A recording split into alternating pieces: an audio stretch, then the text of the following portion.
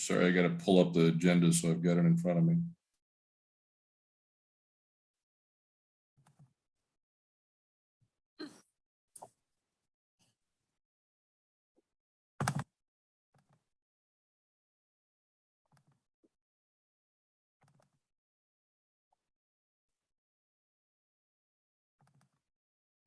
I believe I'm looking for one more for a quorum.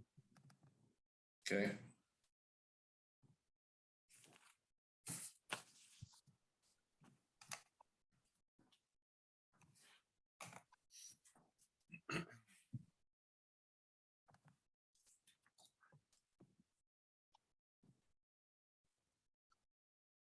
All right, we should be good to go. Okay, welcome everybody. Thank you for attending. We'd like to keep this going and the introductions because there are a lot of new faces I think are very useful. So please keep it to what organization you're representing and your name, and that's it. I'm John Bly. I'm with the Engineering Contractors Association, and I think it's been about 12 or 13 years that I've been on this August committee. So I'll go over to Jake on my screen is next. Hi, this is Jake McKenzie, and interested citizen and on the board of Greenbelt Alliance and interested in the work of CAC. Wonderful. Thank you. Dennis? Hi, Dennis Harder, representing Sonoma County Alliance. Been on this great board for over 25 plus years, I think. Newcomer, right, Denny? Yeah. Yeah. Thank you for coming back again. Tom Banning.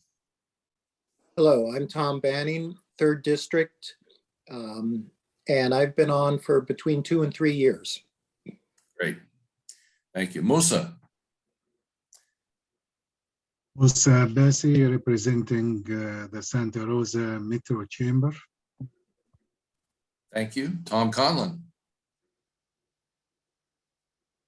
Good afternoon, everybody. Tom Conlon. I'm here in Sonoma Valley. I'm representing the Sonoma County Conservation Coalition.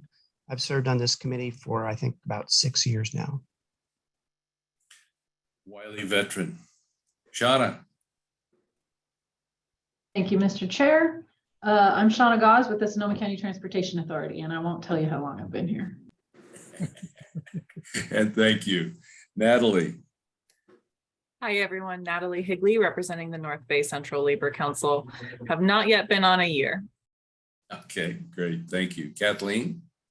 Hi, Kathleen Cortez. I'm with the Area Agency on Aging, and I'm also less than a year. Thank you. And I'll jump up to Ross. I didn't mean to pass you over, Ross. Sorry. Oh, it's okay. Ross Clendenin, SCTA, RCPA. Okay, thank you. And Chris Barney. Good afternoon, everyone. Chris Barney, SCTA. Okay, thank you. Dana. Dana Trey, SCTA. Great. Tina. Tina Panza, Sonoma County Bicycle Coalition Safe Routes to School Program. Great. Rick Luttmann. Yeah, Rick Luttmann from Ronan Park, and I represent the Sonoma County chapter of the League of Women Voters. A very familiar face, Steve Bertelbaugh. Yeah, Steve Bertelbaugh from Santa Rosa. I represent the Sierra Club. Okay, thank you. Eris Weaver. I'm Eris Weaver, Executive Director of the Sonoma County Bicycle Coalition. Thank you. James. James Cameron with the Sonoma County Transportation Authority. And Zeno. Zeno Schweiging. I'm a citizen. I'm a board member of the Sonoma County Bicycle Coalition and on the Transportation Subcommittee of the City of Sebastopol. Great. And Orlando. Good afternoon, everyone. I'm here representing Caltrans District 4. Oh, great. Thank you. Did I catch everybody? I think I did. I don't see any other squares up there. So thank you guys all for coming, and we'll go on to public comment. Is there any public comment that anybody would like to make to start the meeting out? I do not have any pre-submitted public comments, Chair. Okay.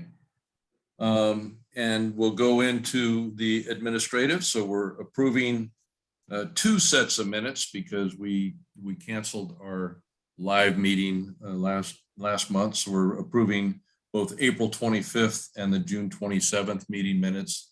I actually did read them. So I'll start it off by making a motion to approve the minutes as written. I'll second. Any discussion or corrections in the minutes? Seeing none. I have a comment. Yeah, Tom. I just noticed a typo, one word choice that may be confusing to folks who are trying to follow. It's in the June meeting. Let me see if I can find the specific place. It's just the word conservation instead of conversation. Oh, yeah, that would be a little confusing. Committee held a conservation around the project and related plans. Okay. That's got to do with the Petaluma River Trail, which I hope we'll be revisiting. We were supposed to get that to come back to us in the July meeting, so. Great. Ross, I see you nodding your head. You picked it up? Okay, thank you, Tom. With that correction noted, are there any other corrections to point out? Seeing none, is there any opposition to the minutes as corrected? The minutes are approved. And we're on to informational items. And Shauna, you're up. Thank you, Mr. Chair. If I could go back just a moment about the Petaluma River Trail. I believe we sent out some additional information from the city of Petaluma. If that did not satisfy the questions that had been raised, then please let us know and we will go back to the city, but I hadn't heard anything in response to that information distribution. So if that was not enough, please let us know and we will work with the city and bring them back. We didn't bring them back immediately because there was a lot going on in July and we just didn't work out. But if I remember correctly, Shauna, our consternation was over signage for the most part. That is correct. And the supplemental information you sent out had some information on signage. So I have to beg forgiveness. I can't say whether it satisfied everything that we brought up or not. Tom, I'll kind of lean on you for this. You're usually up on these things. Yeah, I mean, I thought that the committee really came together with some concerns about the way that project rolled out. And I wasn't personally satisfied with the email information. And I sent a note to Eris, but Eris was off on vacation, so we haven't had a chance to discuss. And I was hoping that, you know, this committee might get a chance to chew back over it a little bit because, you know, to me, it gets frustrating here in the public. I think we expressed some of that. Some others members also expressed that last time. Just these projects come before us. We give our best opportunity to provide input and then feel sometimes that the input's not necessarily heeded. And so we want to try and break that cycle and make sure that it's not, that we at least we understand what our role on this committee is, if in fact there is a role. So that's my comment for today, and hopefully we'll have another chance to revisit that project as we had discussed last time we met. I think that's well said, and I do think it would be appropriate if we have time allotted in September, perhaps, to have, say, Jeff Stutzman back on for 15 minutes or 20 minutes. Shauna, if you think. Mr. Chair, I believe we have all of the transit agencies reporting out on in September, including SMART. So I think it might be a little snug to do it in September, but I don't think we have a presentation in October. So the October meeting, I believe, is scheduled on Halloween, but that shouldn't be a problem. So if you want to bring them back in October, I will reach out to them and make sure that that happens. Why don't we suggest that? And then also, if we could, when we come out with the minutes for this meeting, maybe attach that email for all of our reference again that Stutzman sent out so we can refresh our memory from that. I think that'd be appropriate. And maybe in October, we could have Jeff back and maybe even update what signage from that email has actually been taken care of. And I see 2 hands raised. Shauna, anything else before I go to the raised hands? Okay, thank you. Tom? Yeah, just as a follow-up question, looking at their supplemental information, they make reference to the manual of uniform traffic control devices, which is like an engineering standard for bike infrastructure.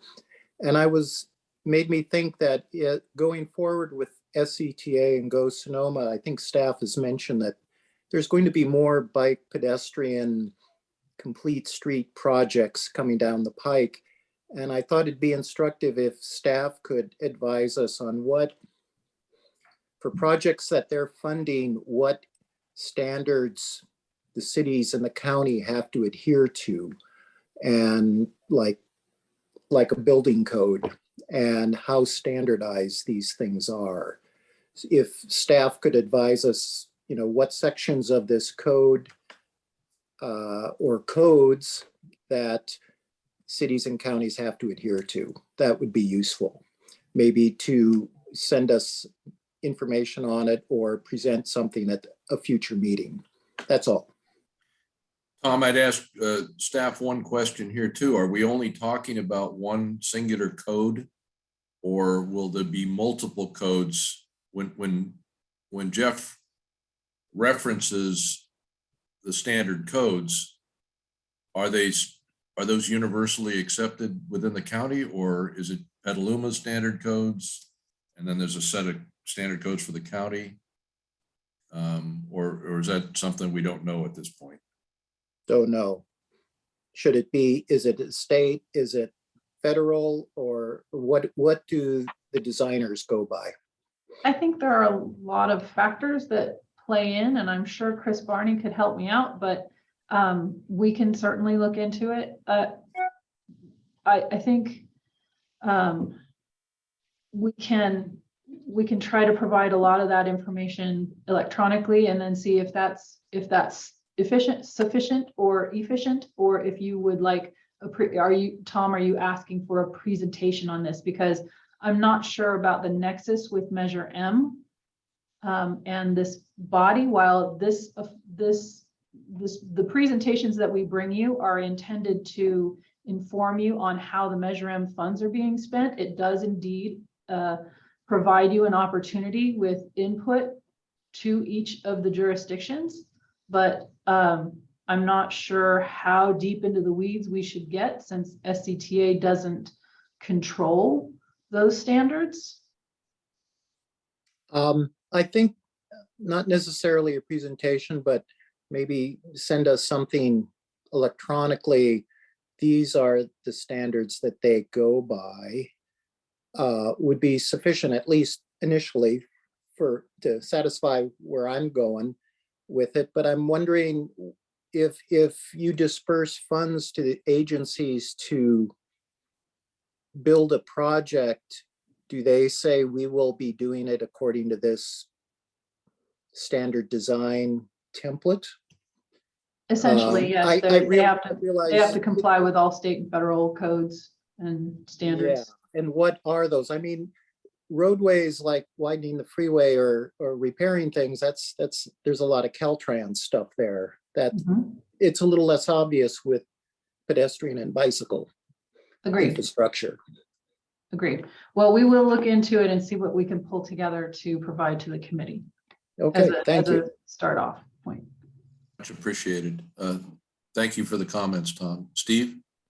I think Shauna's exactly right that our focus is more on how projects are funded than how they're designed. I would suggest that this is an issue that we ought to bring to the attention of the bicycle pedestrian committees. And maybe some of us should take a few minutes and appear at one of those groups and talk about it because I think the signage was very confusing, and the memo, from my perspective, didn't answer the questions at all. Yeah, and I think we are kind of crossing the river a little bit, and mixing metaphors and mixing all kinds of things. Yeah. Part of this is the job of the TAC. Am I correct in that, Shauna? In the technical advisory committee, going over what they're building these things to, rather than us. We're really more the purse strings, so to speak. That's right. That's correct, Mr. Chair. So we gotta, I think that's good advice, Steve, to, let our face be known at the TAC at some point. And I will make an effort to do so.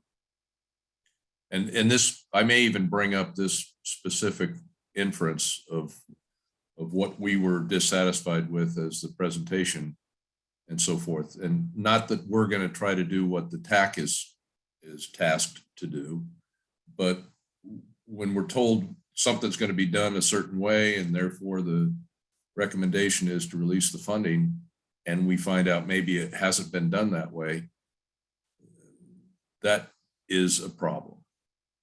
So I think James might like to step in here and help us out a little bit more for clarity. So yeah, I'd kick it off with John. Yeah, we would more than welcome you at a TAC meeting, and give him guidance on how future presentations could be more effective. With regard to any desire for MUTCD information, city standards, Caltrans standards, all these different things that our jurisdictions have to comply with, SCTA staff can help provide some of that information if you like. I would definitely like to see a focus on Measure M policy, right? Where what our M policies are and what the project scope requirements are for the projects that this committee approves. Going forward, we do have complete street policies on all of our projects, and any dissatisfaction with Petaluma and their delivery, definitely let's drill down into that and make it clear what our expectations are as a committee. I completely support that, and Shauna will be following up with the city of Petaluma, and we will be following up with this committee with more details as requested. Great.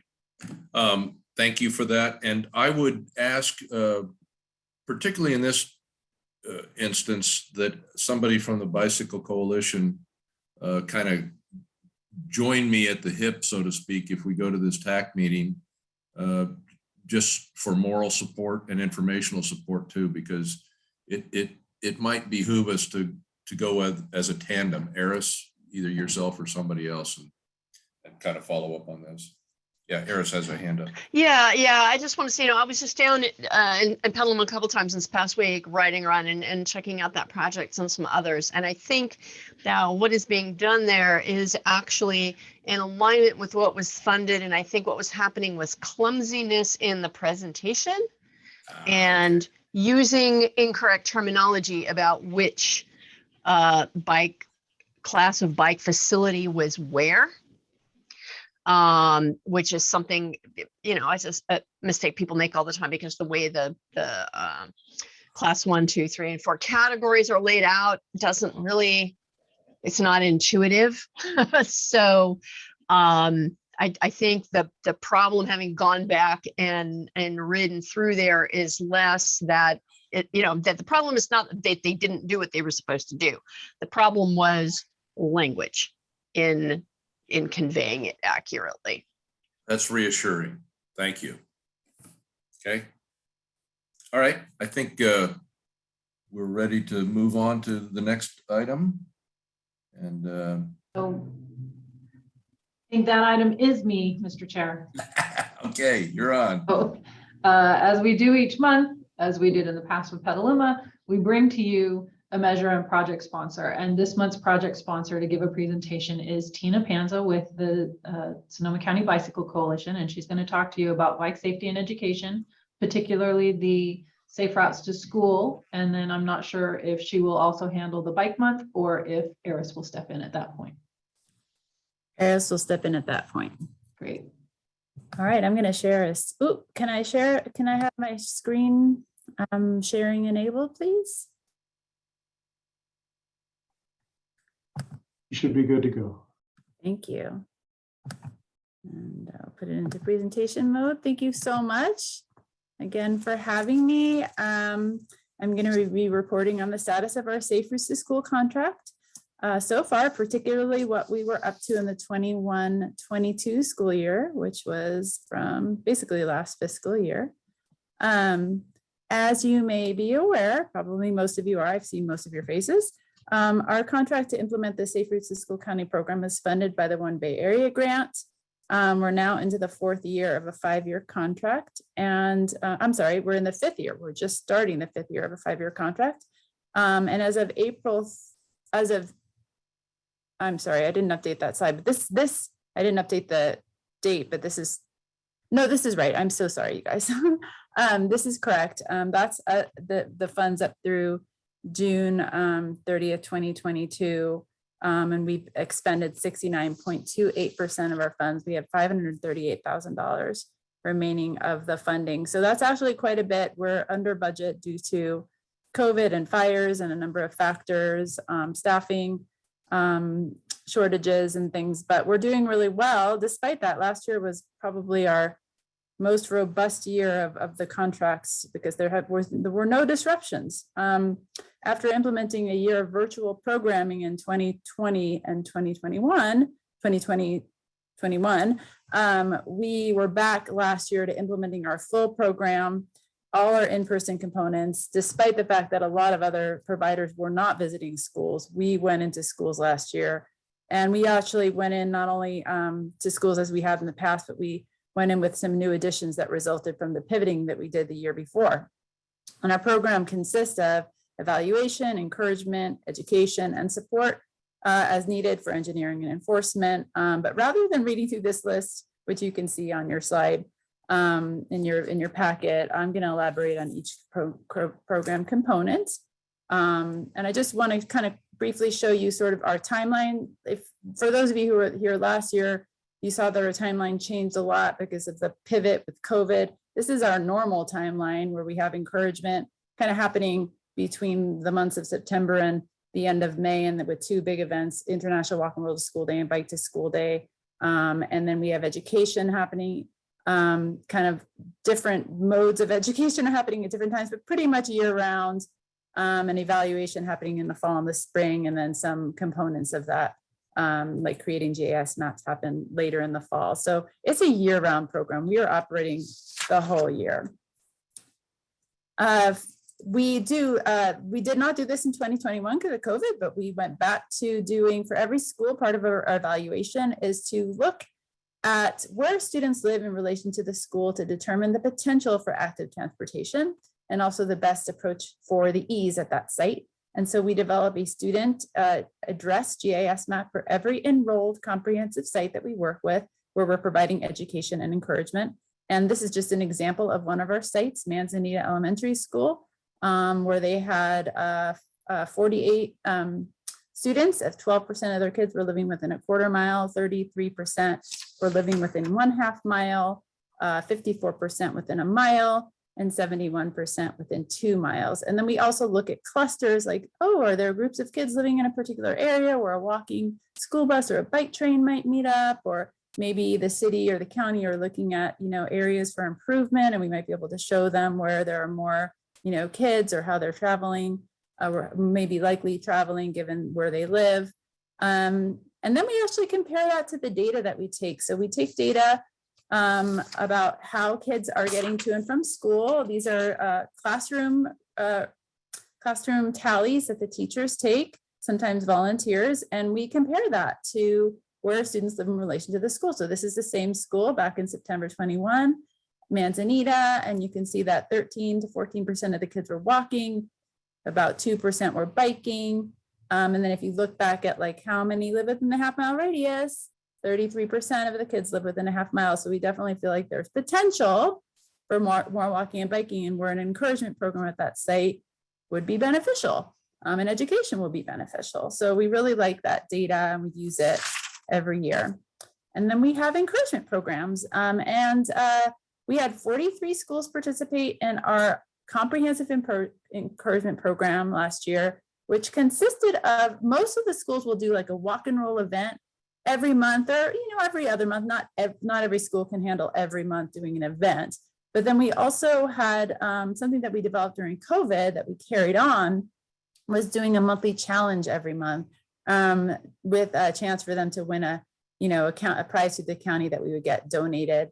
And we provide the schools with also promotional resources to help them do their outreach on all the walk and roll challenges and things. And this is just sort of a screen of just showing the types of infographics and promotional materials we'll give a school. We have like Instagram size images and posters and flyers and banners and things like that, so they can use the infographics in whatever way kind of makes sense to them. And we started doing really more professionally designed infographics during COVID, because we really wanted, it was only electronic communications, and people need to have that, extra visual sort of stimulation to like participate in our programs. But it was really popular, and the schools were using the resources and loved them. And so we've just continued to give them the infographics, and then they use them in their newsletters or on their social media, things like that, to get the word out about their walk and roll challenge or events. And our challenges were really fun too. They were really, really well received by the schools and the parents. We had a different challenge every month. We had a map your route to school in September. Last November, we had a gratitude challenge where kids could track, each day if they walked or biked or scootered or skated. We had a scavenger hunt in December, encouraging them to, look at the infrastructure while they're walking, the art and culture and natural wonders in their communities. We had a mileage challenge in March where they could track their miles if they walked. We had an art contest in February, and we created a really cool calendar with the art that students submitted that we gave to the winners and the school champions, and really kind of like gave almost as a thank you for all of the hard work that they did all year. And then also obviously the kids that were in the calendar got copies of the calendar as well. And that came out really, really cute. And Bike to School Day we had our first last year Bike to School countywide event. We've always had a walk and roll to school day during the month of May. We've always encouraged schools to do an event in May, but we never really branded a Bike to School Day and invited schools outside of our comprehensive program to do that event. But we decided to try that this year, and we did have a handful of extra schools participate. We had 48 total schools above and beyond our normal 43 that we work with.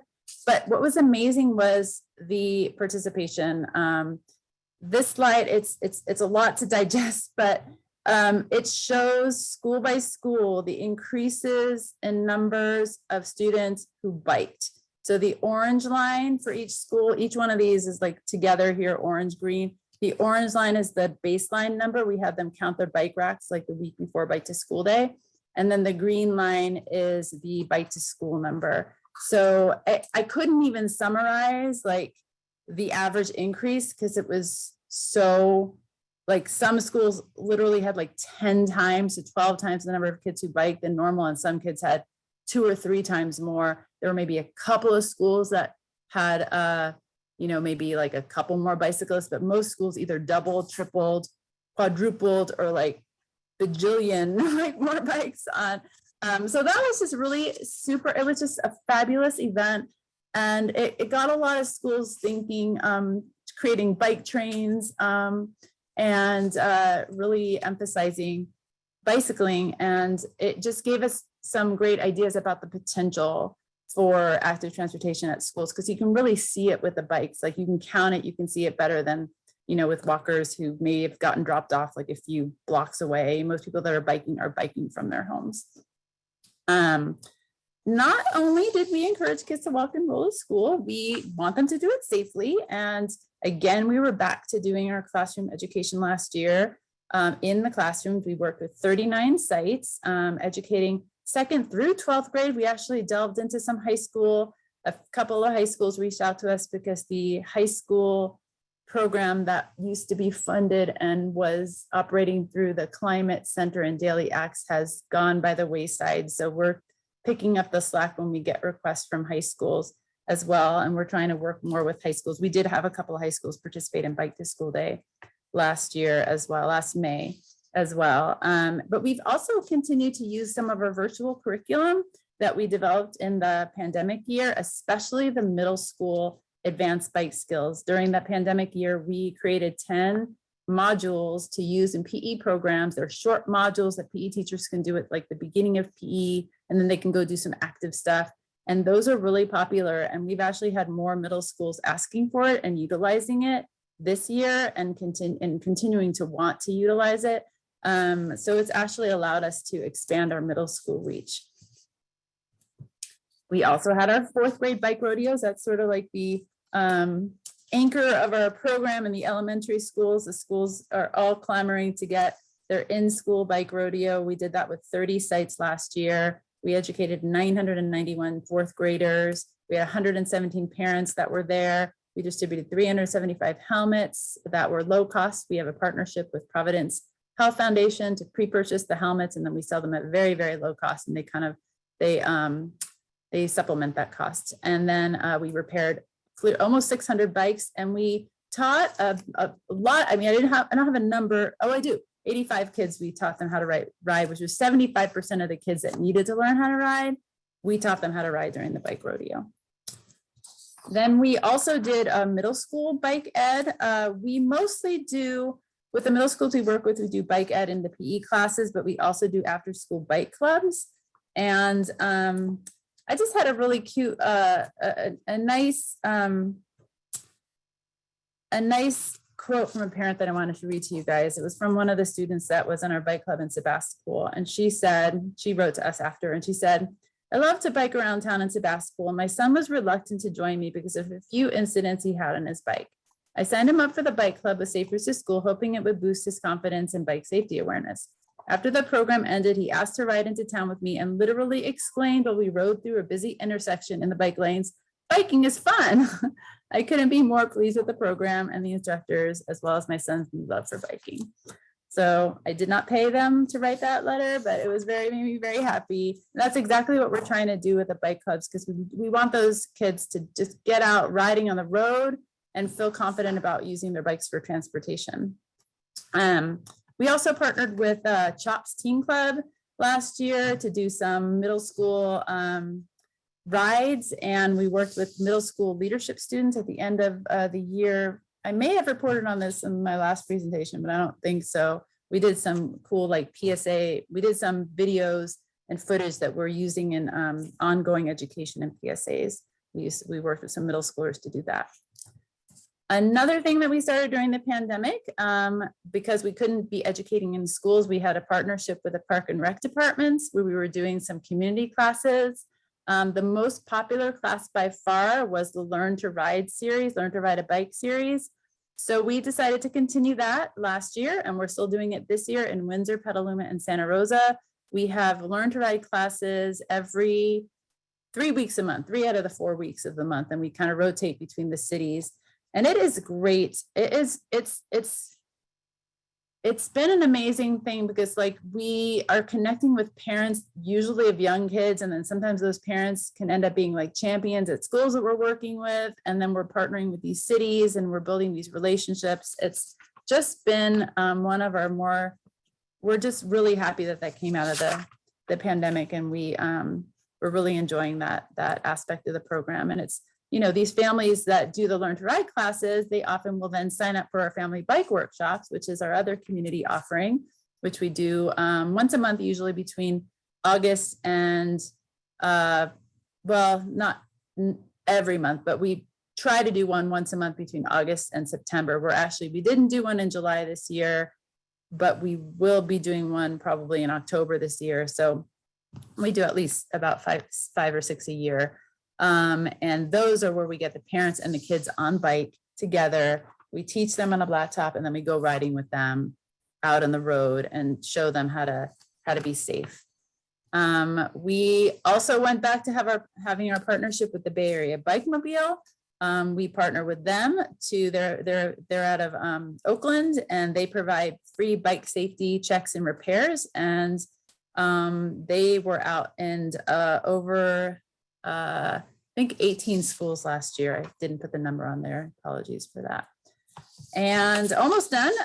We also did our second year of our kids bike adventure camp, which is we started again in the pandemic because it was, you know, the only way we could get to kids outside of school. We wanted to have an opportunity to get them and work with them deeply. It just is such a huge, it's just such a different thing to be able to work with students and ride with them and really just grow their love for bicycling and their competence for bicycling. And then they become advocates for bicycling when they go to the schools that they work with, that they go to. All right, so finally, last slide. This is our education reach for last year. We reached 8,197 students in FY 21-22. And I want, comparing that to 2021, that year we reached 5,415 students. And even in 2019-20, we reached 6,421 students. So we reached obviously less because of COVID in 2021, but like our reach this year has been so much higher just because I think the middle school increased, community ed increased. We're back doing our full programming at all our schools. It's been pretty amazing. And you know, it continues on this year.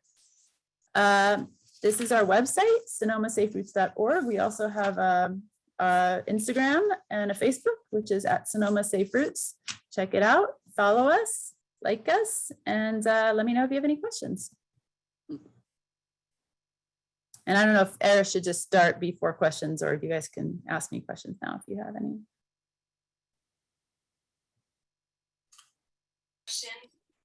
Kathleen?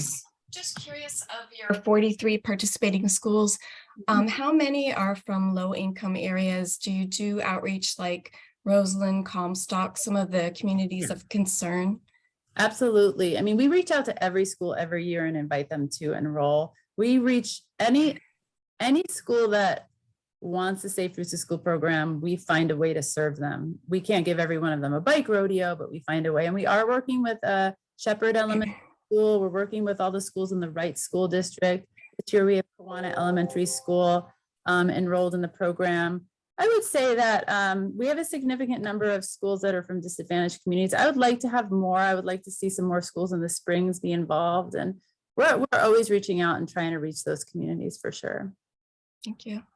My battery is, I got a low battery message, so give me a second because I am plugged in and I don't know what's happening, why I'm getting that message. But you can keep asking me questions. I just want to make sure that I'm plugged in. Sorry. Tom Conlon has one.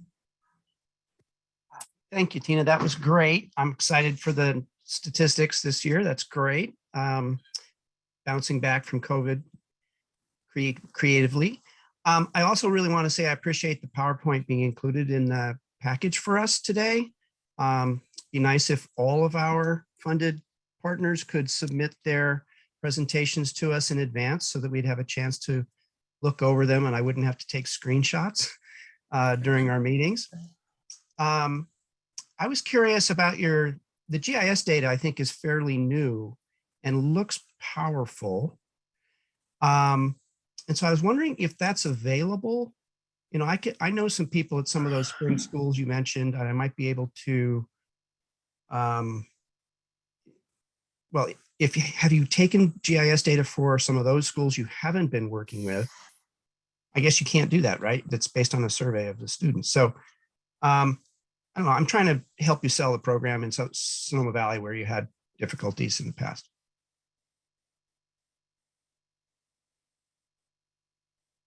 So did we lose Tina? Oh, looks like perhaps we did.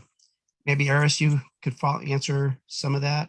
I probably can't answer it as fully as she can. I know that one of the challenges always with bringing new schools in to the program is there has to be a champion at each school, right? Because, you know, that works with the teachers, the parents, and often that is either a parent, someone, it can be a staff person. But finding someone who is willing to take on that role can sometimes be a challenge, particularly in some of the schools that are in the more disadvantaged areas if you don't have as many parent volunteers because everybody has to work, that sort of thing. And then there's also certain schools, you know, from looking at those maps that Tina showed you, if the school is, I mean, there are some schools that are in places where you don't really want them to walk because they're on really bad roads, right? So, you know, those are a couple of the things that influence which schools end up participating. And then there's also that we just don't have the capacity to serve every single school. But I can let, maybe you have to repeat the question and let Tina I'll make it short. I That's didn't helpful there. realize that plug wasn't charging.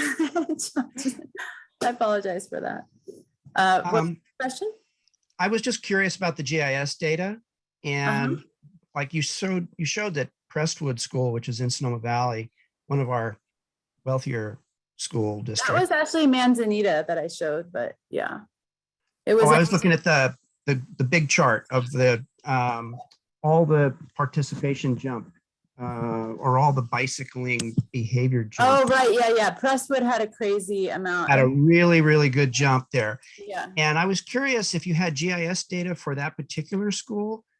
And if that was going to be available, you know, if I could look at that and maybe use it to sell some of the other schools in the district. Yeah, I do not, because they have not been enrolled comprehensively, but if there's a request from someone in Sonoma for that data, I can always reach out to the principal and request it. We generally don't push schools to give us the data unless they're getting services from us, and they just liked a school day event last year. But I'd be happy to check. I mean, there's a new principal there. She seems supportive, and they probably, all I need is the addresses. It's not hard. It takes me half an hour to do those maps. So great. Yeah. Great. Good to know. I'll see what I can do for you. Thanks, Christina. Thank you. Tina, with all of this outreach and safe routes to school and so forth, have you identified any particular routes that are really unsafe? And the reason I'm asking is many years ago when I got involved with the ECA, what got me involved in the ECA was the Patrick Scott Walkway at Elsie Allen. And it was a major problem because Patrick Scott was killed. They didn't have any walkway going to this new school. And when it rained, they were having to walk in the mud. So obviously the default deal was to walk in the traffic lane, and that's why he was killed. So the ECA got together and actually built a safer walkway. Have you identified perhaps low-hanging fruit that the ECA and other charitable organizations that give back to the community might want to sponsor to fix on the short term? That is a great question. I mean, not yes and no. I mean, our program hasn't, there are so many schools in Sonoma County. We did a project in this round of funding, which I think I reported on last year, where we looked at 100 schools in the county and ranked them for bikeability, walkability, and crash data. And we, color coded the roads and things like that on different maps that could be utilized perhaps to sort of decide which schools may be less safe than others. But we haven't, and we've done walking audits of particular sites where we've identified the barriers in those sites, but we haven't done a sweeping look at I would say the Bike Coalition generally has done a lot of that, Eris, the Stony Point Road, those right in Sonoma County that we all want improved. But I wouldn't say that from the Safe Routes to School program standpoint that we have that list. Does that make sense? Yeah. Yeah, I'll reach out to Eris after this is over, and maybe invite her to one of our community relations committee meetings and see if there's some low hanging fruit that we might be willing to get involved in. I think that's a great idea. And, you know, Yeah. Tina knows the schools. I know some of the other stuff. You've got the people to build stuff. Let's do it. I'll also say, like, every school, if I was to ask the school, like, is it safe to bike? Like, every school thinks that their school is the one that has like the worst problems. You know what I mean? And some of them are bad and some of them are relatively good. But so it's from my standpoint, when I hear from schools, I'm always hearing like, it's unsafe from like every school. So having priorities that are maybe not judged from the school level are super helpful. Like when the county, when Eris, when other people are out there going like this route is, or the Vision Zero, that whole movement, that's looking at data countywide is great. Yeah, and Eris, if it ever worked out in the future about getting together and kind of canvassing some of those routes, it might help to have a set of contracting engineering eyes traveling that way, so we could identify some of these things that might have avoided a Patrick Scott type issue. So yeah, anyways, great presentation, Tina. Good stuff. Thank you so much. My pleasure. Great. So shall I launch into bike month? Between vacation and some computer glitches, plus just the nature of the beast, I don't have quite so many fun pictures as Tina does. But I can still show you some stuff. Okay.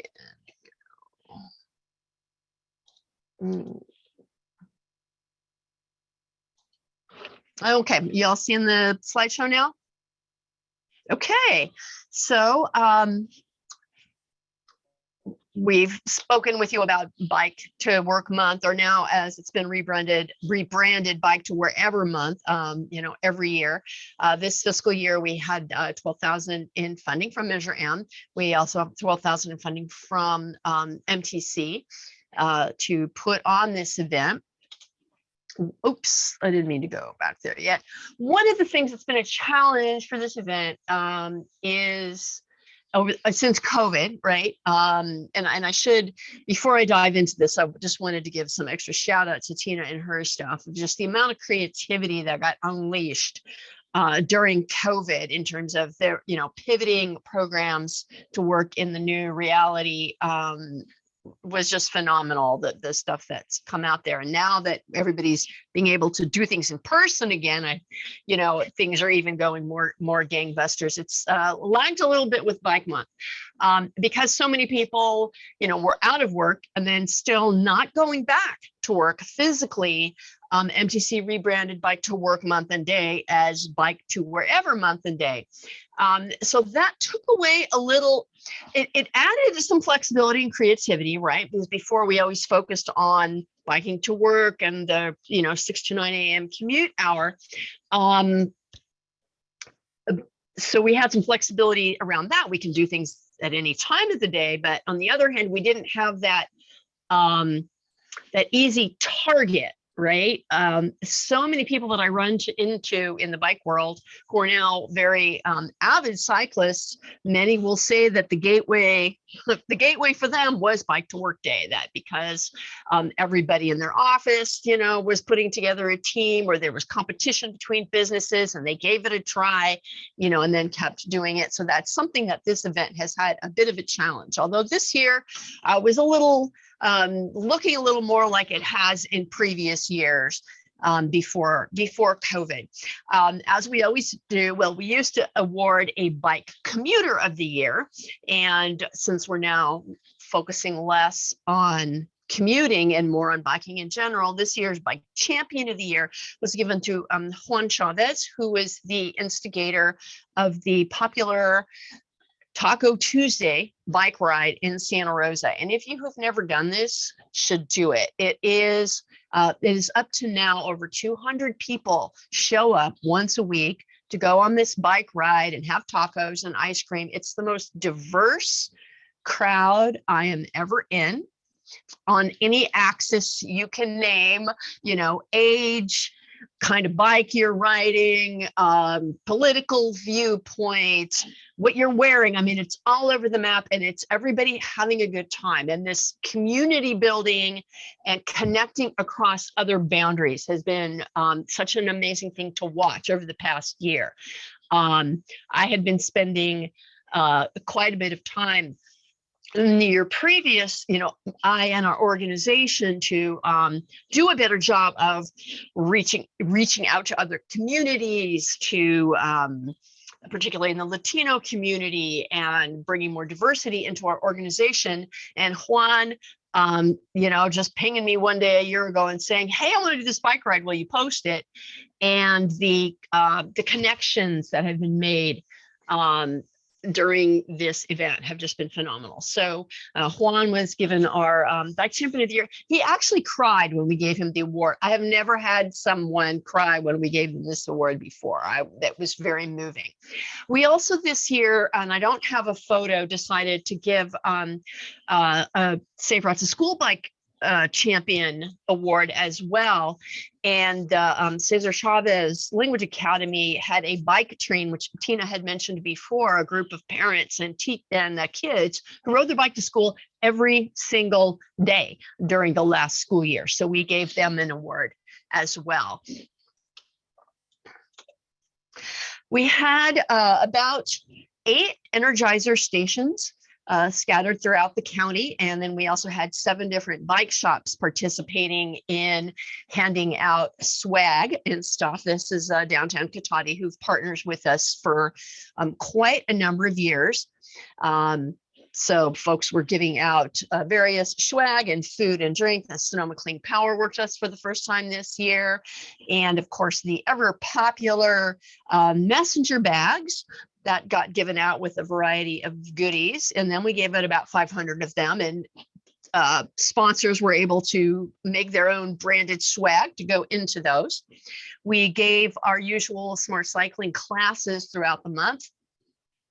And we added tried a new one this time, which actually had a pretty good participation in it, which is what to do if you're in a crash. And the reason that we put this together is one of the things that the phone calls I get frequently that I find very painful is when someone has been involved in a crash and call me after the fact to say, you know, I got hit by a car. What do I do to, you know, either get, or, you know, that person gets found, or that, you know, they're brought to justice, or that I can get my medical bills passed. And there's so much that you lose. You know, I get the call 2 weeks after the crash when a lot of, you know, evidence is gone and all of that. So at the same time this month, we're doing things to encourage people to try riding. We have to acknowledge the fact that, you know, that there are dangers out there. And so this was the first time that we had tried a class in this way. So we also gave basic first aid, you know, how to think about things like insurance, what to do before you go out on a ride, what equipment, safety equipment to have with you, and all of that people found very useful. We also added more people to our Bike to It campaign program. This is folks agreeing to this challenge that if any of their common destinations, grocery store, work, library, bike shop, school, whatever, is within 2 miles, that they will bike to it. Since so many of our trips in the county are in that distance, and so much of our greenhouse gas emissions are from transportation. And this has been real popular. People get a free map when they sign up for it. And just another way to encourage people to get out and use their bikes, since we don't have the official, you know, bike to work, but you can bike to all these other places. One of the other events that always happens during May, again, I have folks who, well, you're supposed to be encouraging, or you're talking about the bad side too. It's like, well, if we want to make cycling safer and encourage people to cycle, we also have to have awareness of the things that need to be changed in order to make it safer. The Ride of Silence happens every year during the same week as Bike to Work Day, and that's a time to memorialize cyclists who died in crashes. And this year we had 75 participants in 3 different locations. And what was particularly poignant for me and the others who went on the ride in Sebastopol is we had 2 cyclists had been hit by a drunk driver a year before, May of 2021 in Sebastopol. One was killed. The other, a 13-year-old boy, lost his leg. And we went past the site where that happened, which is directly in front of the boy's house. And the boy and his family rode. The partner of the gentleman who had died, the road was the first time that she had been to the site where her partner had died. And it was an extremely sad but meaningful and bringing people together to how do we, moving forward, make sure this doesn't happen again and get people involved with Vision Zero and all those other things.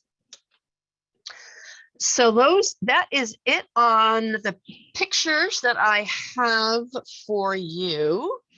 As I said, our participation numbers since COVID have been a bit down from what they had been before, a little more difficult to count and to organize around with the work thing not happening, but we're still getting folks out there and encouraging people to ride. Any questions?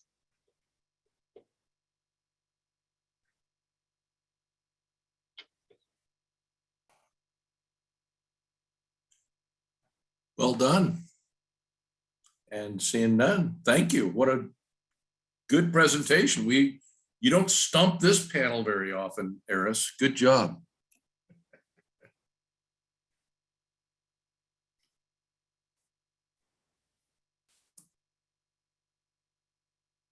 And are we to James Cameron? Oh, Steve has a comment. Go ahead, Steve. I really enjoyed that presentation. I wonder if we have a list of projects aside from the Vision Zero list that are focused on areas where bicyclists really need some improvement in the environment. I'm not sure if that's a comment or a question. I think a lot of, when I've made some maps a year or 2 ago, because I keep track of the cyclist fatalities and have a map of all of them. And we put those ghost bikes up at the locations wherever that's happened. And they definitely, the clusters of where those are, very much map to what you'll see in the Vision Zero's map of the high injury corridors. Does that answer your question, Steve? Yeah, and are we getting responses from the public works departments to focus on all of this? That's a bigger question and a longer answer than I think we can do right in this moment. Take it offline. Thank you.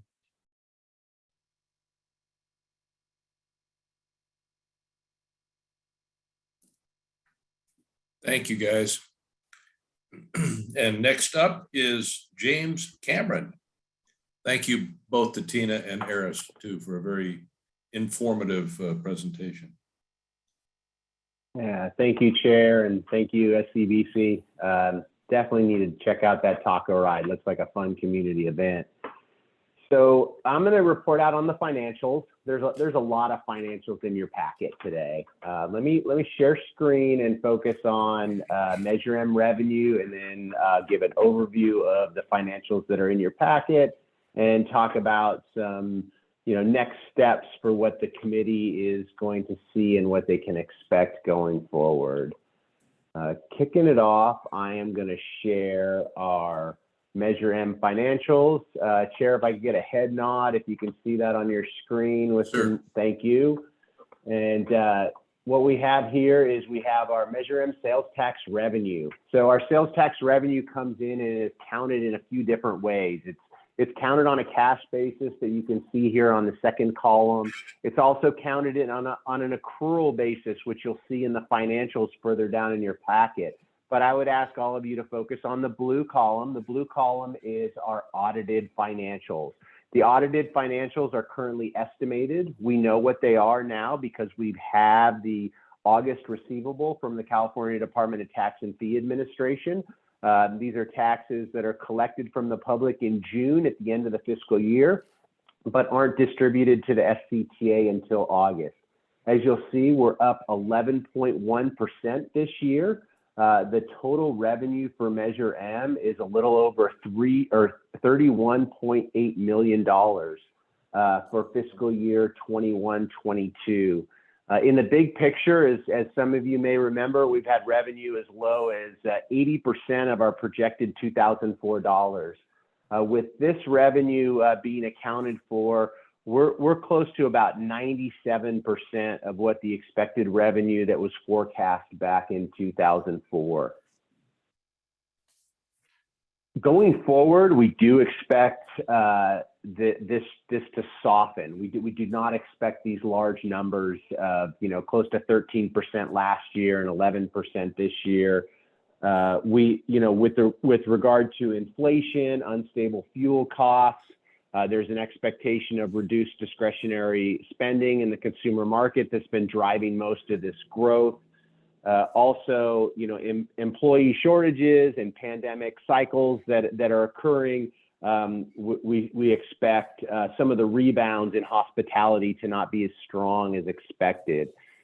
This was laid out in the info packet that went out to the Citizens Advisory Committee in July, which is our consultant HDL that provides this information to us. With that, I will go back to my Zoom here and stop sharing and just give you a little bit of an update of what to expect now.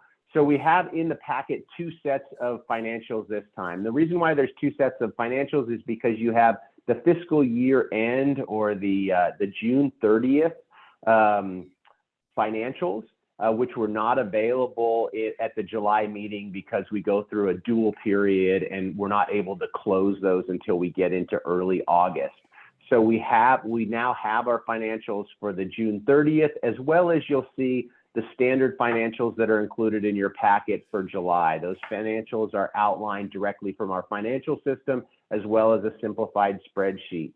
As the year progresses, we will get those June 30th financials that are in your packet compiled into a nice, neat report that will be the Measure M financial plan. That'll be, the Measure M annual report that'll come to you later this year. And you can also expect the auditors at our regular October meeting is when we'll hear the report out from the auditors. So with that, I can answer any questions about revenue, about the two sets of financials that are in your packet, and I'll pass it back to you, Chair. Okay, looking for any questions or comments on the financials, sales tax revenue and financials?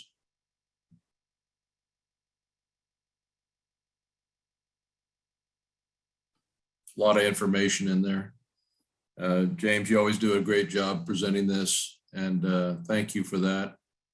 And I don't see any questions. That's good.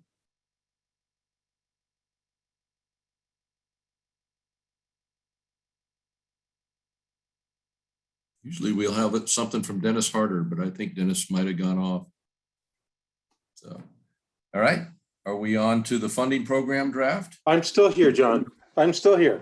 Okay. John, I just did a fine job. I missed these comments from you, Dennis. Well, yeah, no, I'm still here and yeah, no, all good. All right. Thank you. So if with your permission, Mr. Chair, I will move on to the SCTA funding program. Absolutely. Thank you. That's great. Ross, can you let me share my screen, please?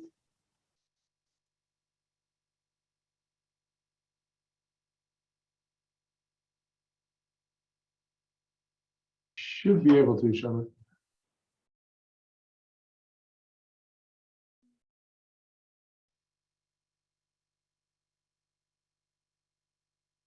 So have I got the right page or are you seeing the notes page? It's the notes page. Okay, so I'm going to go up to display settings and swap presenter. Now you should be seeing the full screen. Excellent. Thank you. So this is a presentation on the final draft staff recommendations for the SCTA funding program. As a quick summary, SCTA started this process about a year ago with a call for the top 5 priority projects from each jurisdiction. In response to that call, SCTA received 65 applications. Given the timing of some of the funding sources, SCTA needed to program some projects early with State Transportation Improvement Program and Local Partnership Program funding. That money went to the 4 projects that are listed here. In addition to the STIP and the LPP, other recent programming included the Safe and Seamless Mobility Quick Strike Program. 6 jurisdictions were selected in Sonoma County to receive that funding. The funds were intended for projects that were ready to go and quickly deliverable. As we reported in July, the Transit and Intercity Rail Capital Program was seeking applications earlier than when SCTA anticipated proposing projects for the One Bay Area Grant Cycle 3. So SCTA partnered with the transit agencies to submit several of the projects that had been submitted for the funding program as a TIRCIP grant. And that application totaled more than $24 million. Awards were announced July 7th, and the application was awarded its full request. Back in June, SCTA staff reported the process that we used to evaluate the remaining projects that had been submitted for the SCTA funding program Cycle 1. All of the projects were evaluated by staff and received a consensus team score using criteria that were recommended by the advisory committees and approved by the board. The evaluation criteria address established goals of Plan Bay Area, Comprehensive Transportation Plan, the Sonoma County Climate Mobilization Strategy, and Go Sonoma. The criteria evaluated benefits to equity priority communities, potential mode shift, safety, community engagement, emission reduction, and project net readiness, among other things. We started by ranking each of the projects in order of raw score and selected projects with a benchmark of 95 total points minimum. But using that method alone, the qualifying projects requested still exceeded the available total funding. So we developed different scenarios that further reduced the number of projects and also provided some geographic equity to ensure that improvement projects would benefit all areas of the county. We were, of course, able to fund a number of the transit projects with the TIRCIP grant. So those projects were able to be eliminated from further consideration. You'll remember that we presented the CAC with draft staff recommendations in June and asked that we had also asked project sponsors that had been determined eligible for STP CMAQ funding to submit OBAG 3 applications for review as well. SCTA staff reviewed those applications and selected a limited number of projects to be submitted to MTC for evaluation. All of the projects proposed for funding in June are still proposed for funding now. The details of the staff recommendation have expanded to include the proposed funding sources and identify which projects will be submitted to MTC's competitive county program for OBAG 3. So this is a copy of the staff report table 1, which expands the details of the recommendations from June to show the proposed source of funds per project. The projects that are highlighted here in green are the projects that are proposed to be submitted to the competitive MTC OBAG 3 program.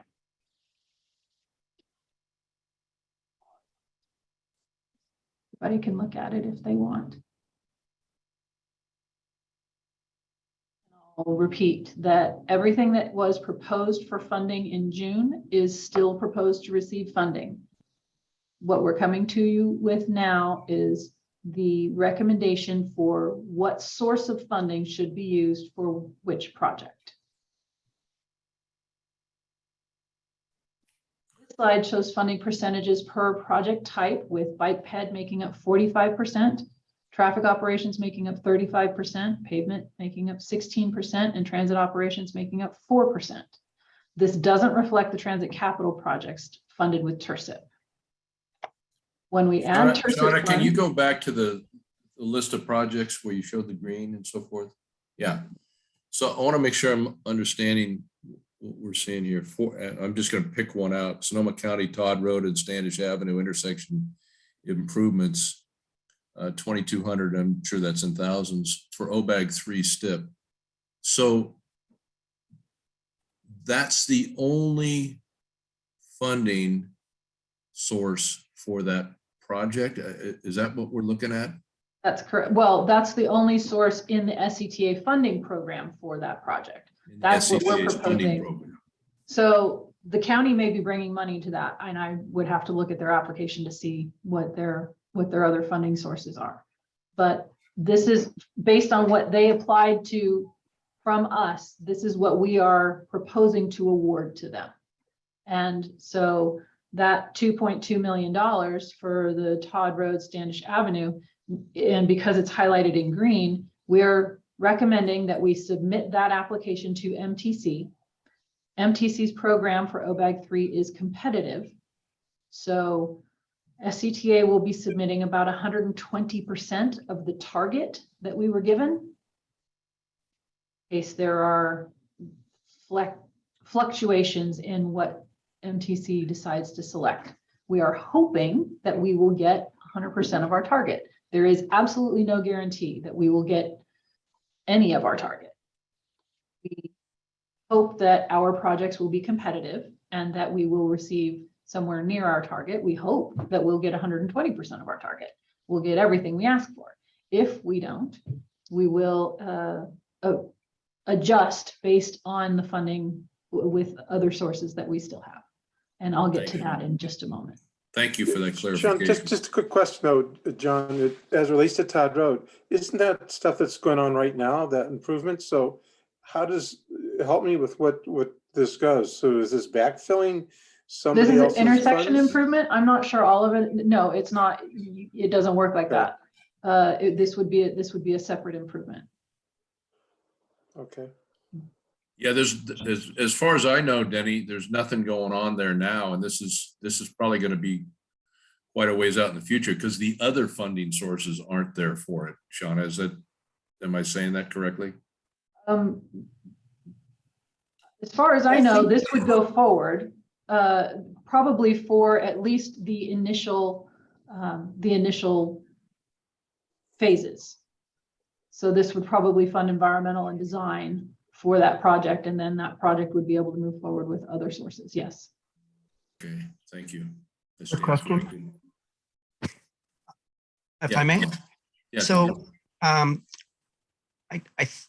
at the top of the columns, the measure MBP is bike ped and the measure M LSP local streets. Is LPP also measure M? That third column? So the third column is local partnership program formulaic funding. So Okay. SCTA, because we are a self-help county, we have a tax measure. We receive formulaic funds from the state in the local partnership program. So the way I understand this then is that basically the other buckets in measure M are already fully spoken for and not part of this list of projects. Is that? Measure M is a project specific program. So there are a number of things that we can't use Measure M on. Mirabel Road is one of the things that we can use Measure M on because it is identified in the measure. So we are proposing in addition to some of the other funds that we also use for that project, the Mirabel Road project, for example. The Go Sonoma projects are not project specific. They are programs, so that's move traffic and improve safety and better bikes and pedestrians, or correct me if I'm wrong, James, but that's another acronym for one of the programs, the bicycle and pedestrian program within Measure M, or within Go Sonoma, sorry. Thank you, Shauna. Sure. I'm sorry, you are on mute. I can hear you speaking, but you're not, I don't think we can hear you on Zoom, James. Build bikeways and pathways. Thank you. And then, That's it. and then yeah. Bikeways and pathways. I'm going to try to burn that into the brain cells. Okay, so let's see, we were.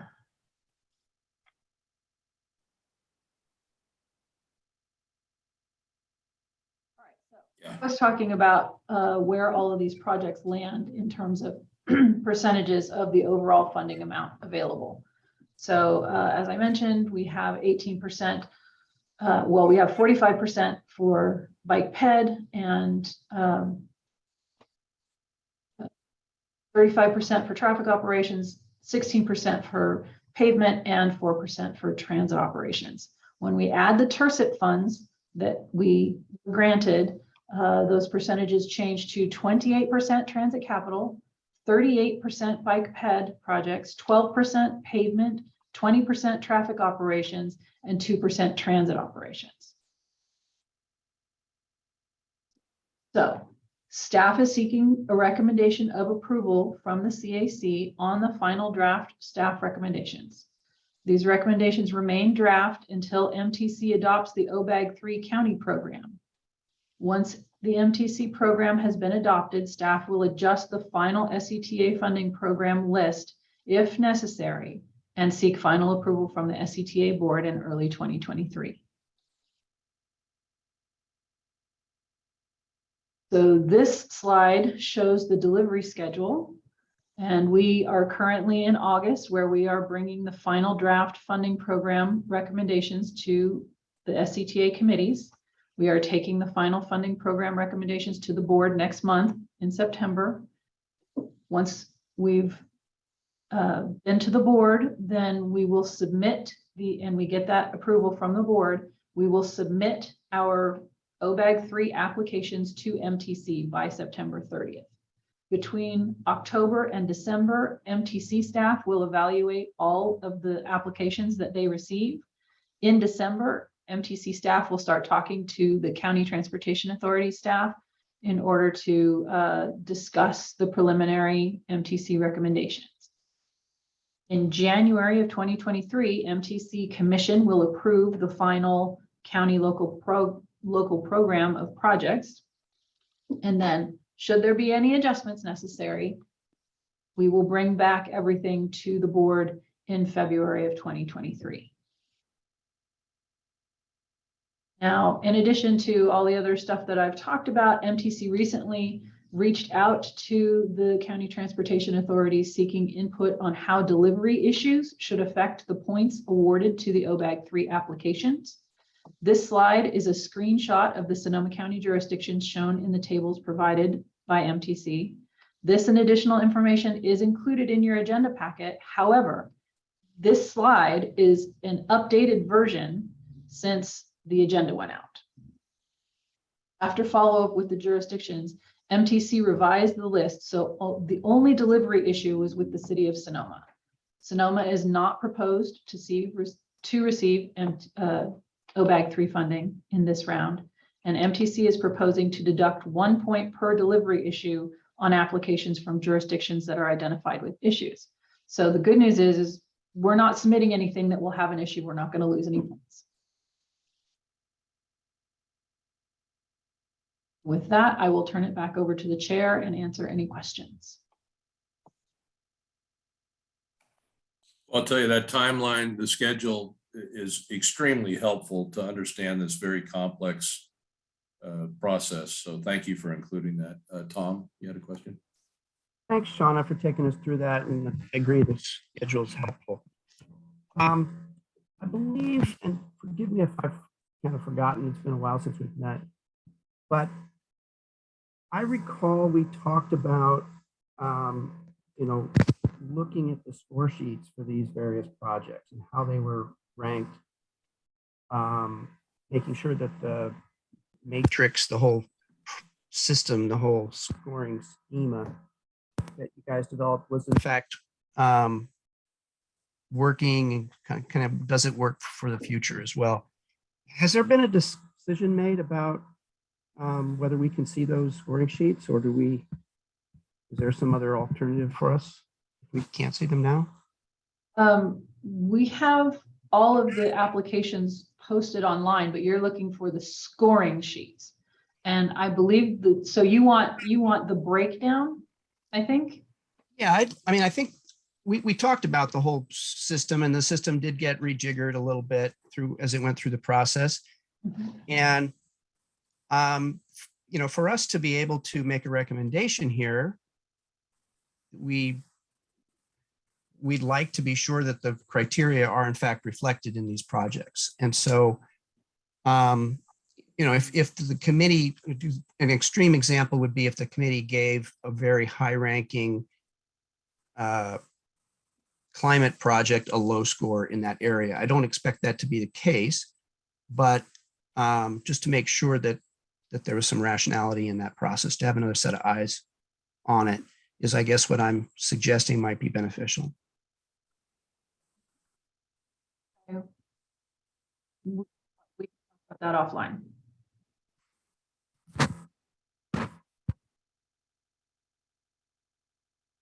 Yeah, I have a little different perspective on that, Tom, and that is that the staff is so immersed in what they're doing, and they have to look at so many different things. I'm not sure that we would be able to bring that qualified a response to the detail.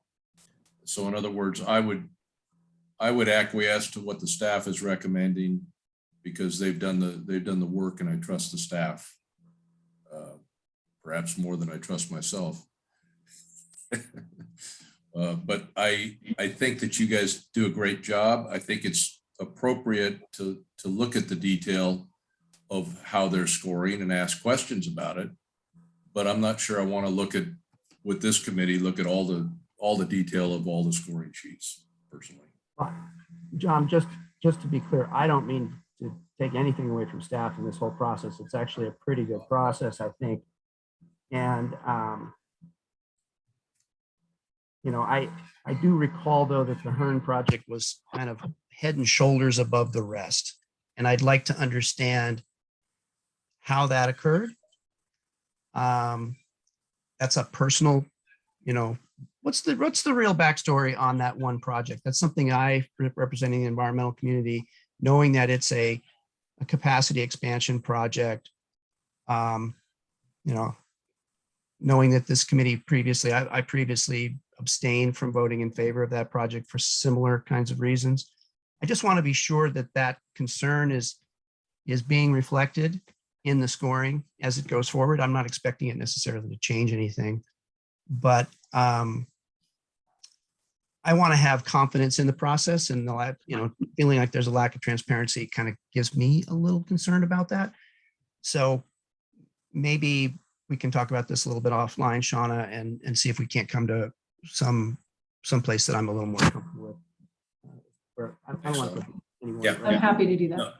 And I wasn't trying to make any inference on what your comment was about the staff, Tom. I'm just looking at what our task is. Go ahead, Steve. Bertelbaum. I have a question that wasn't on your presentation, Shauna. It's on page 86, and it lists the funding sources. There are two that aren't involved, the TDA and the TFCA grants. When do those come up, and what is our expectation for those?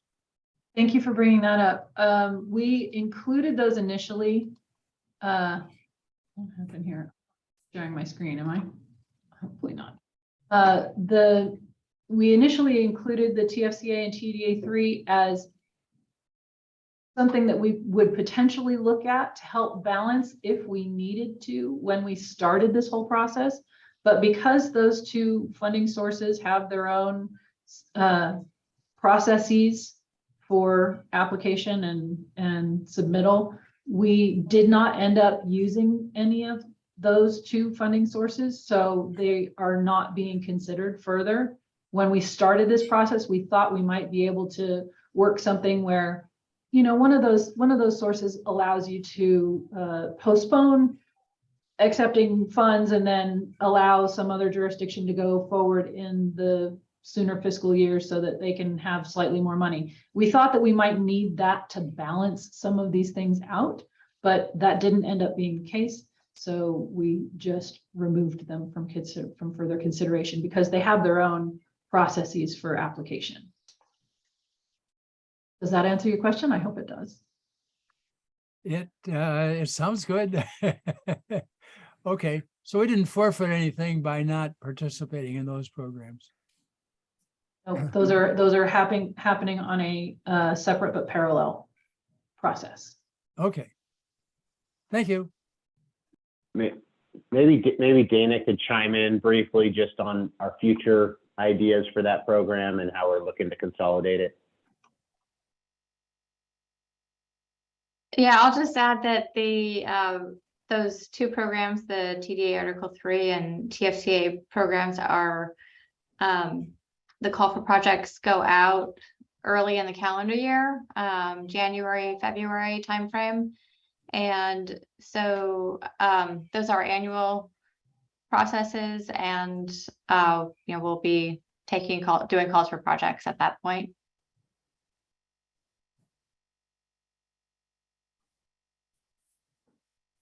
Okay, I'll be patient. Seeing no further questions, I will make a motion that we accept the funding program draft that staff has recommended. Can I second that?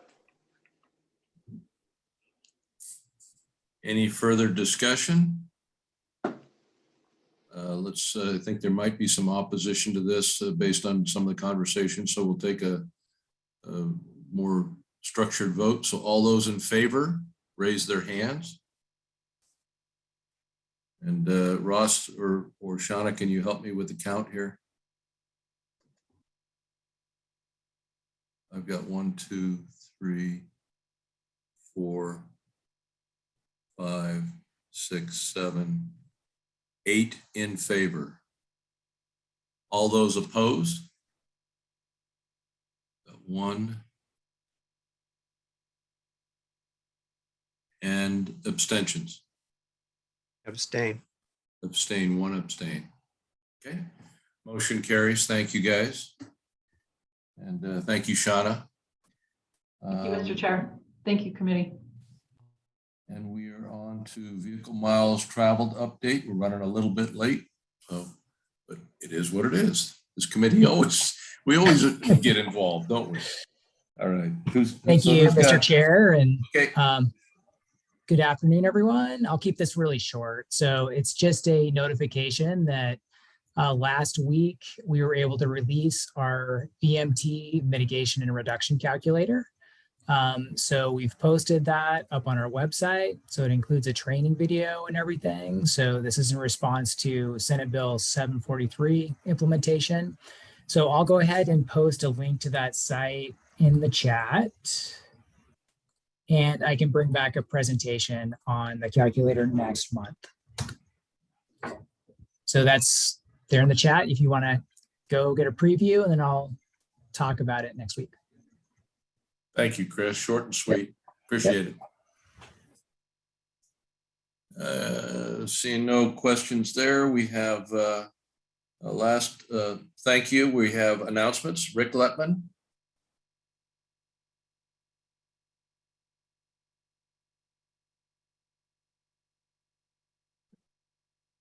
What am I on the agenda for? Oh, wait a minute. There's something on the chat. Maybe we got a rule of order problem here. 8 + 1 + 1 = 10. Not a quorum. I thought We we had a certainly had more quorum. than that when we started. Drop a couple off. Not sure if somebody dropped off before the vote.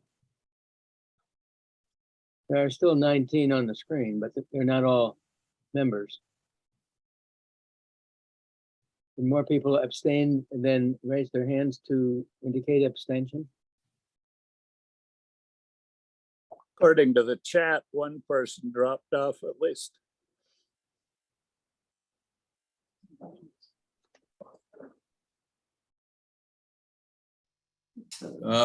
So just clarification, Ross, can you tell us whether on this screen we have a quorum or not?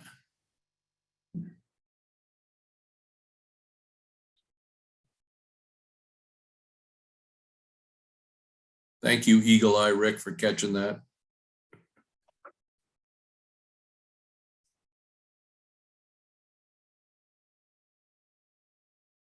We should just barely, we should have 11 right now.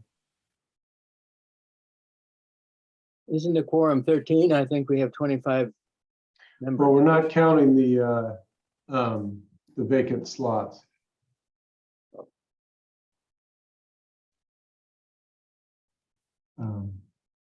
That's been the way it's been for during my time here. So if that's the case, and we've got 11. Is Zeno on the committee? No. Well, I think he's a guest of the. He's a guest. He's not a member. Yeah. Caltrans isn't a So representative. I only there. count 10 right now. And I think that's what our vote reflected as well, right? 3, 4, 5, 6, 7, 8, 9. Yeah, I may have counted Orlando as a committee member when he was not. 10.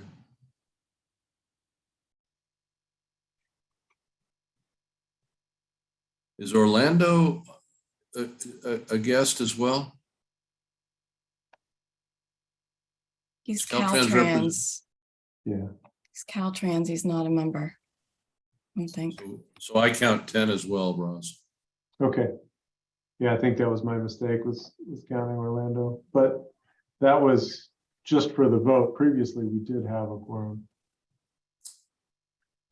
Okay, so I'll defer to staff at this point. Without a quorum, what happens to your recommendation? We just, the CAC is not making any recommendation to the board of directors?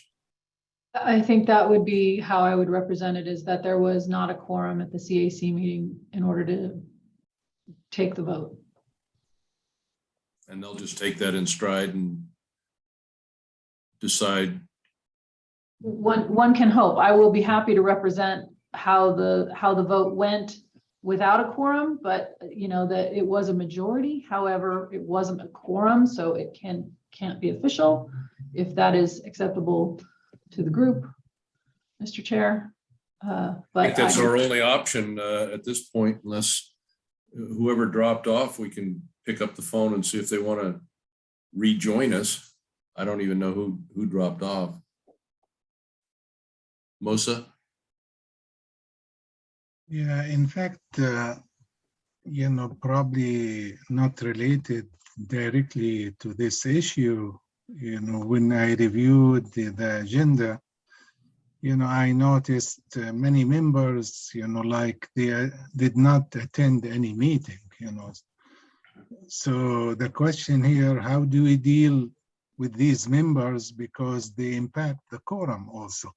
We count them as part of the quorum, even though they did not attend any meeting, So if we want to go through the quorum, we need to deal with these members also.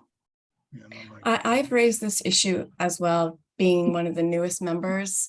There is pages of non-representatives that don't attend the meetings, and some of these organizations may not even exist anymore. I had asked SCTA to review those organizations and membership and look at equity areas, being more representative of the county population. I know the people that I represent don't feel represented in some of these decision makings. So I also, as a new member, had asked for some onboarding because the information presented here is very technical. I'm not sure what 1.0 bag is and some of these other things that we're being asked to vote on. So again, SCTA told me there would be onboarding, but again, that has not happened. So I think that some good note taking of some of our members' concerns would be helpful, and maybe next meeting have some follow-up on what has been done for outreach and looking at some of these concerns. Thank you. Yeah, in Absolutely. I fact, do just want to weigh in briefly that we've been doing some pretty targeted outreach to these organizations that have not been attending. And sounds like at least 2 of those will be having people show up, but I'm waiting for their nomination letters, but we have been reaching out to them directly. yeah, but the question I in fact asked, like when we count the quorum, do we count, these members who did not attend any meeting? That's, I don't know the legal answer, to this, question, even though I am on the committee, as long as Dennis, but we never encountered these quorum issues, Very good, Yeah. very good point. Yeah. Because at this point, we're just counting the official vacancies as vacancies. We're not excluding organizations that have not sent representatives recently. Rick? But we can look into that. Yeah, I agree with the 2 previous speakers. I was struck when I read the minutes that 6 meetings that we've had already this year, there were a number of organizations that weren't at any of them. And I mean, if they're going to be given a seat on this committee, they ought to send somebody. And if they don't like it, if they don't want to be here, well, then let's take them off. Because as Musa just was pointing out, we get into this quorum problem very easily when there's 6 or 8 organizations that never come. I mean, we'd always be at risk of a quorum failure. Is there an attendance requirements? Because I am a member of some organizations, if a member will not attend, a certain number or a minimum number of meetings, they do an outreach to that, member if they want to continue or be dismissed. I've never seen any attendance requirements, Mosa. I'm not saying there shouldn't be. I think there should be. I'm along with all the other speakers. If you are listed as representing a certain group and so forth, and you don't show up to this meeting, I think you got to go away and bring somebody in that wants to be involved. I know that I got one announcement earlier today that said one of the folks that usually does attend, Brian Lang, could not make it. Represents the Alliance. I don't know what the conflict was, but I at least appreciate the heads up that says, "Hey, I care enough to let you know." And he sent it to both Drew and myself that I'm not able to attend tonight. I don't ever even hear from the others. And it's not only rude to everybody else that is taking time to read the package and read the minutes and have the questions and try to do the best we can to represent who we're representing. And it's kind of rude to everybody involved, which, so I don't know what's next here as to writing in or making a recommendation to the Board of Trustees that we have an attendance. Dennis, have you seen this come up in your tenure? We've had this discussion a lot. First of all, just for clarification, John, Brian represents the 4th District. I actually represent Sonoma County Alliance. I'm sorry, yeah. That's all right.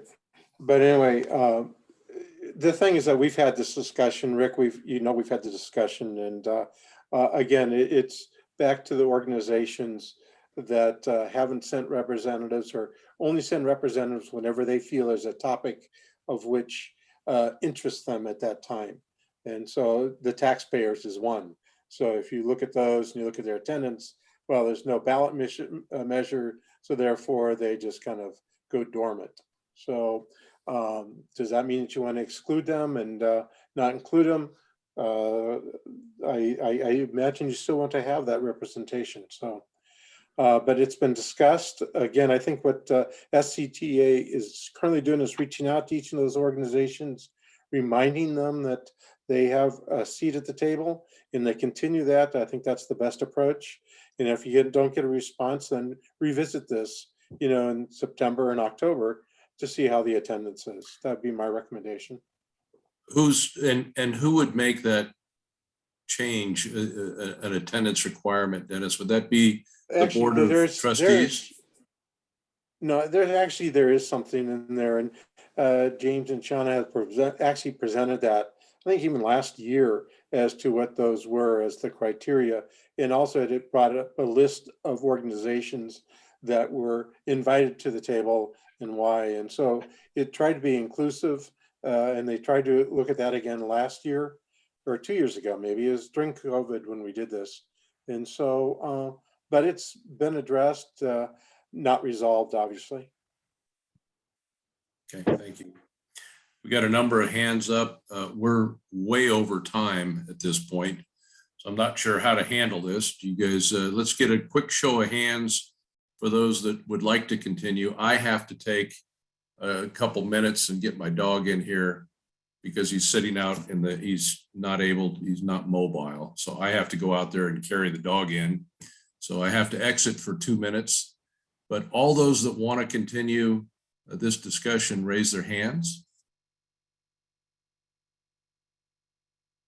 So it looks like it's, without a quorum, looks like it's pretty unanimous. So at this point, could I turn this over to Ross or Shauna to handle this for a few minutes, and then I'll be back in a minute. Yes, absolutely, John. Go ahead, Musa. In fact, sorry, my hand was raised, I'll lower it down. I already asked my question, and we will have the discussion about it. That's good. Thank you, Musa. Steve Riddlebaum.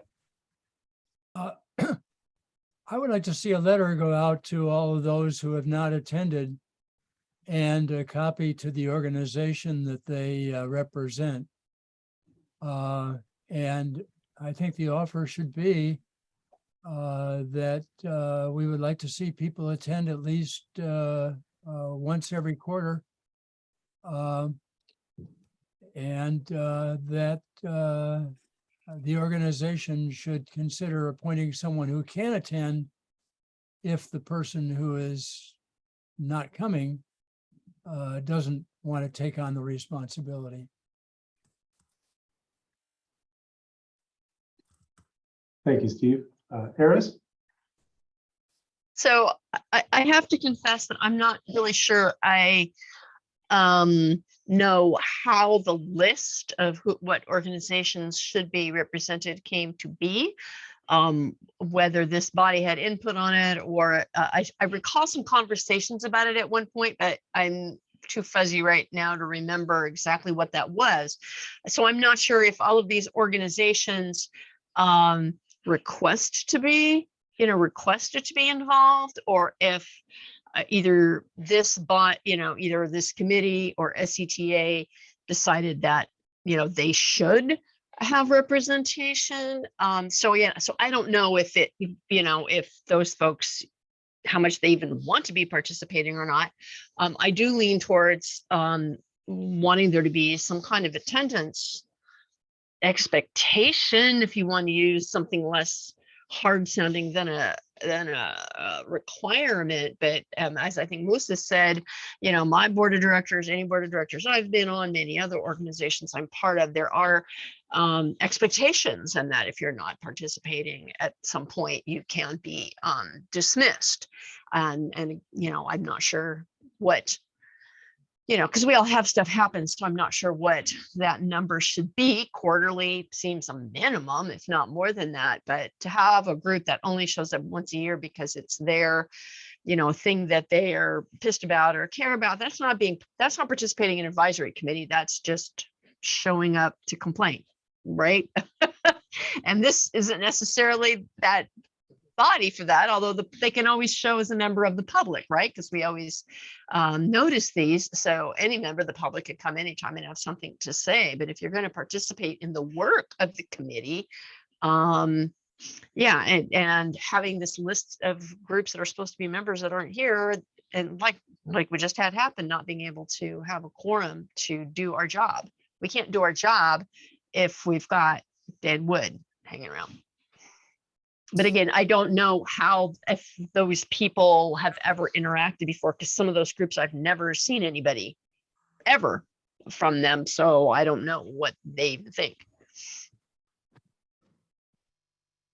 Yeah, I just typed my comments into the chat just now. I think we should give the board a heads up that this continues to be an issue. And, you know, it's just support staff in there. Obviously, they've been talking to the board members about it probably, but I would encourage folks to speak during public comment in the next board meeting. Real briefly, just as a historian, where the list come from? If you were working on trying to get Measure M, which is actually one of the final one that passed, but if you were part of A and B, B and C, 35 years ago, whenever we were around the round table and put everyone in the same room every week for a year to come up with a measure, that's where the list came from. So that's the history. There was, you know, so it was inclusive of everyone that was around the round table to try to get the funding and the tax measure put together for multimodal transportation in Sonoma County. So there's the history. Thank you. Dana? Yeah, I just wanted to note that we have a representative from the Transit Paratransit Coordinating Committee who is appointed to be a representative on the CAC, who's not going to be able to make it for most meetings over the next, I don't know, 6-month period or whatnot. So we do, I do plan to ask to appoint an alternate so that we can fill that, have, you know, not have that be a quorum issue and have that representation.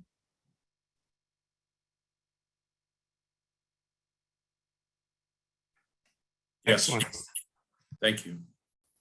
And I'd just like to add just that I will be continuing outreach to a lot of these organizations. We've spoken to many of the folks that have not attended, and there's usually an intent to attend, but the reality doesn't always work out. So I'll definitely continue that outreach. And I would think that this might be a report Suzanne might want to make to the Board of Trustees at their next meeting, because some of those appointments are made by those board trustees. And so if they hear from her that it's causing a problem for us to be able to conduct our business, I'd put the onus back on the person that's nominated that person for this advisory council. So I don't mind speaking at the board level at all, but I think Suzanne's message would be loud and clear as well, and she's there already. So I'll take a hand vote. How many of you guys think Suzanne can handle it? How many of you would like us to make a presentation? So let's go with Suzanne first. I just think she'd be more effective personally. Can we have a discussion before we vote? Sure. You know, I think you are going to the board meeting to present, you know, something, you know, earlier in the meeting, right? Me? Yeah. No, I don't attend the board meetings. No, I thought you will go to talk about, you know, one of the agenda items. Is it right? Then I misunderstood. Okay. Yeah, no, we were talking about, unless I missed something, we were talking about me going to the board meeting and talking about attendance for for this committee. Most it was recommended that John attend the TAC meeting. Oh, TAC meeting. Yeah, I'm The sorry. TAC meeting. No, Yeah, okay, yeah, yeah, okay, yeah. I remember something, I thought you are going to the same meeting, you can talk about, I misunderstood it. Yeah, no We'll worries. continue the vote. I am for. Yeah.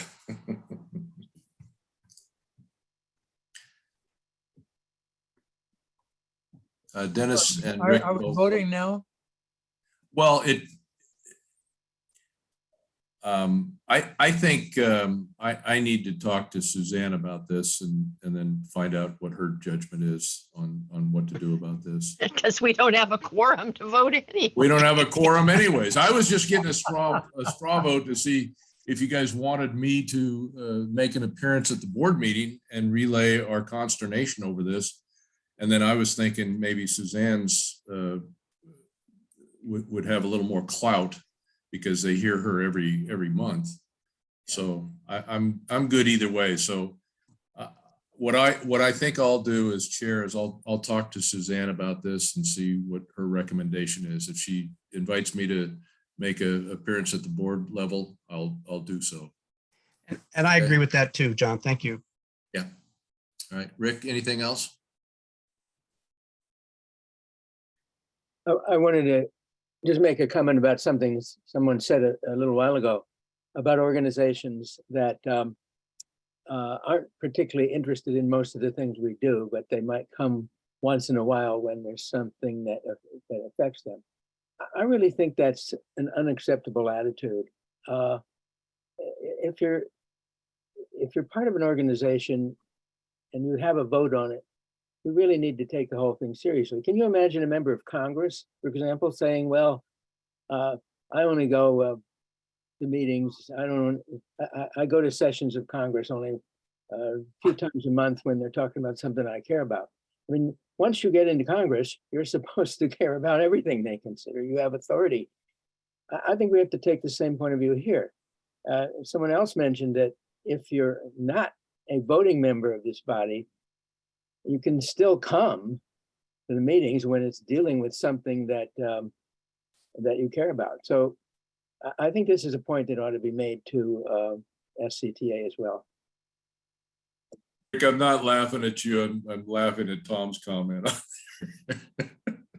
It was just, I agree. I agree with everything you said, except using Congress as an example.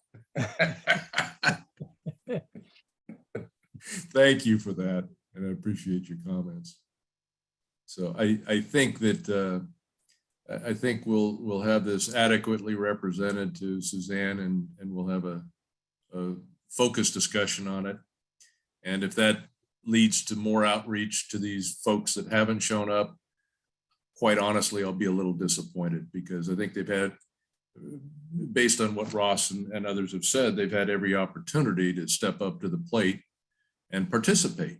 And boy, there's one part of participation that they're not getting. That's the participate part.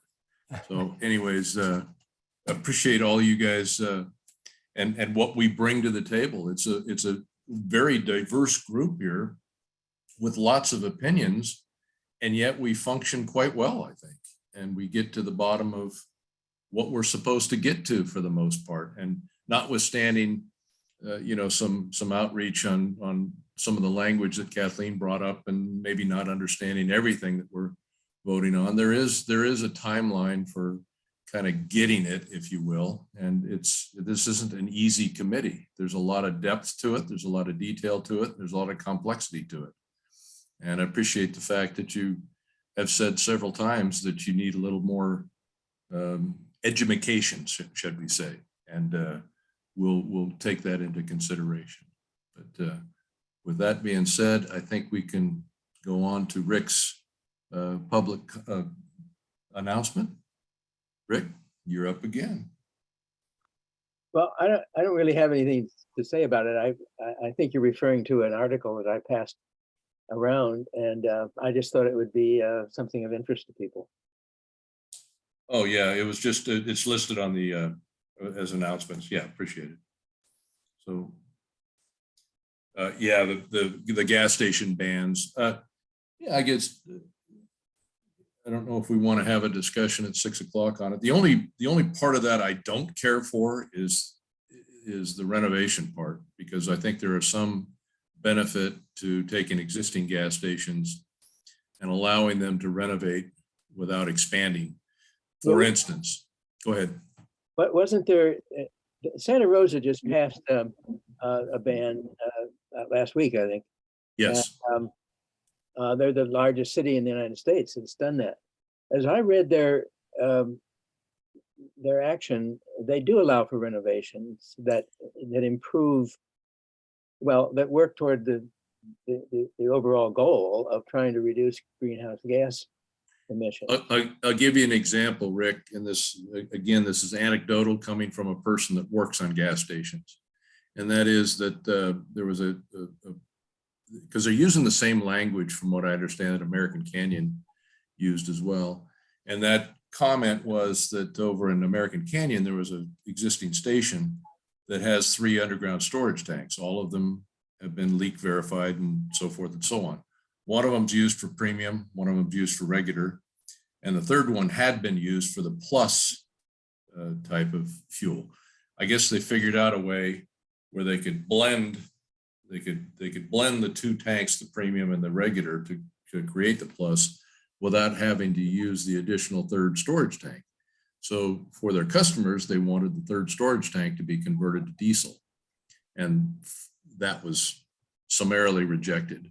So I haven't got into the detail of this. I just look at something like that and I'm going, what is it that they're really, I don't really see the harm in what they were proposing. Again, I'm not looking at the detail of the plans and the permitting and so forth and so on. But if they're allowing expansion of the grocery store part of the gas stations and not another choice for people that still have diesel trucks and emergency vehicles to fill up, I'm not sure that I am totally in favor of that, but it doesn't really matter what I'm in favor of. Others are making that decision.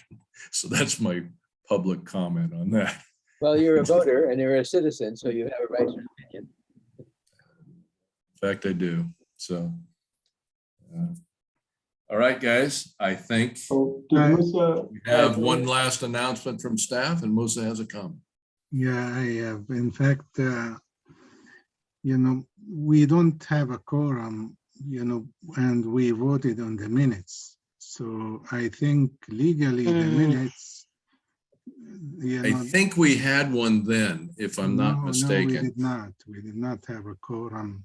Oh, we miscounted at the very beginning. I don't think we had a quorum in the beginning, Ross can go back and look at the tape and determine that and put those minutes back on our next agenda if in fact that's the case. Yeah, and on the minutes, I suggest we list the name of the representative of each organization rather than just not the name, so as we know who is representing who, because, on the minute I see just the organization, but the person name is not there. Musa, it's in the minutes. If you look at the minutes, they have it. It has the person, it has their organization they represent. Where is it in the minutes? At the beginning of each minute. I thought it was there as well. John, could I make That's the people who attended the meeting. John, could I make a suggestion here? Yes, Rick. In many Zooms, I'm able to rename myself, but I don't see that that's one of our options. If you give us that option, we can list with our names what organization we represent. I think that would I was able to do that, Rick, and I think Drew actually did it for me, or Shauna or somebody did it for me, because I'm clueless when it comes to that, but they do have the capability for doing that. So is that okay, Ross, that for people on the committee that want to rename with their organization after their name, can you guys take care of that for them? So I would say There may be Just an let- option to allow people to do that as well. Yeah, look let at- staff know, Rick, and I think they'll take care of it for us. Okay, thank you. Yeah. All right, Melissa, are you okay? Yeah, I'm okay. Okay. All right, well, thank you, guys. Sorry we ran late. As usual, lots of things to talk about, and appreciate the staff, appreciate all your time. Thank you, guys. We'll see you next month. Thank you, John. All right, guys.